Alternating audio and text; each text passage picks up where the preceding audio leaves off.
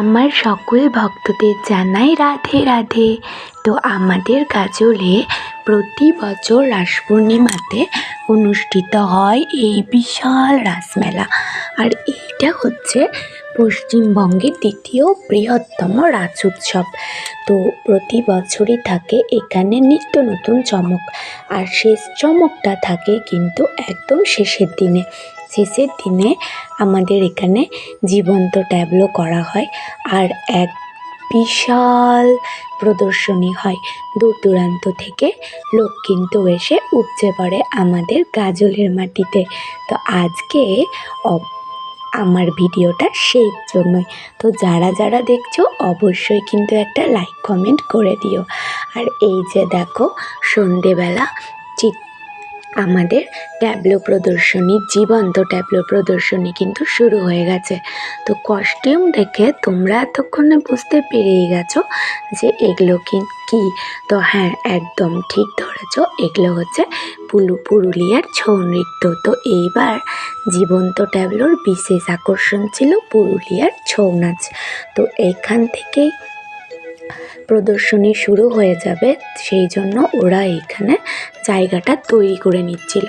আর দূর দূরান্ত থেকে মানুষের উপচে পড়া ভিড় ছিল নজর কাড়ার মতো। এত মানুষের ভিড় দুর্গাপূজাতেও মনে হয় আমরা দেখতে পাই না।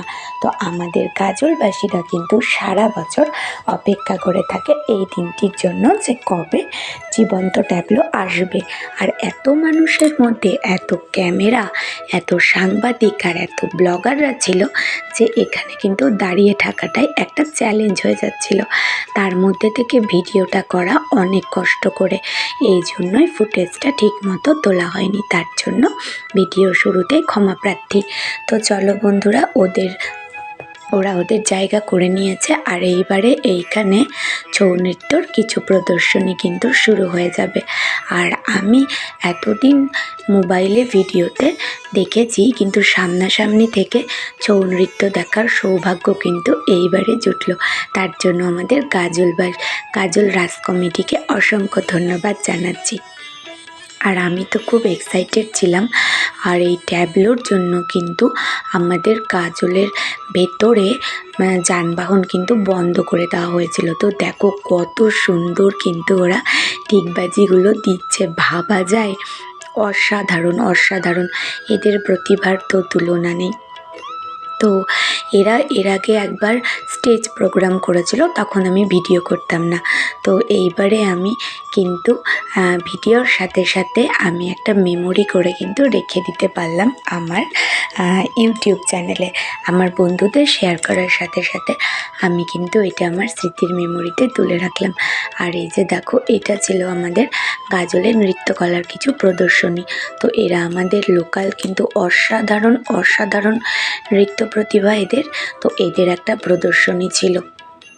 আর যারা আমার লাইভটা দেখেছিলে তারা তো জানোই যে কতটা ভিড় ছিল, কতটা লোকারণ্য ছিল।